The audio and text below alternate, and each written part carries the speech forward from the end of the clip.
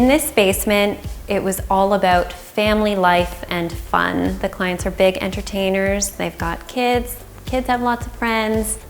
Sometimes when you work on a basement, you're left with what feels like leftovers, or they're dark, or they're small. And I think because we were given the opportunity to start from scratch in this house, and because we were renovating everything else, it got all of the same detail that the rest of the house got.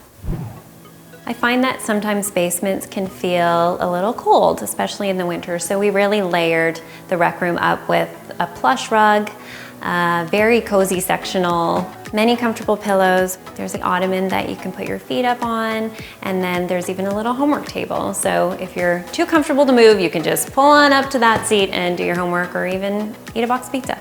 Okay, that was stupid. Eat a box of pizza? Although the clients wanted their rec room to feel fun and inviting, they didn't necessarily want it in your face.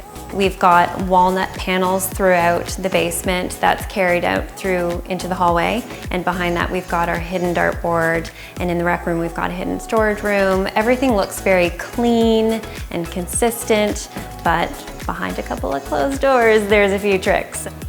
I think the bar in the basement was a good idea because, for one, the house is large, so to run all the way upstairs to get a drink, it's a bit of a hike. It's also off of their backyard. It's a walkout, so it's very handy to have some beverages on hand, and it's very functional. The homeowner is a yoga and Pilates instructor, so it was very important for her to have that space. This is where she often runs her workshops, and we just recently added in the Rebecca Atwood marbleized wallpaper to give it a very organic, cozy feel. It felt a little too stark, and it's now adopted the same level of detail that the rest of the house has.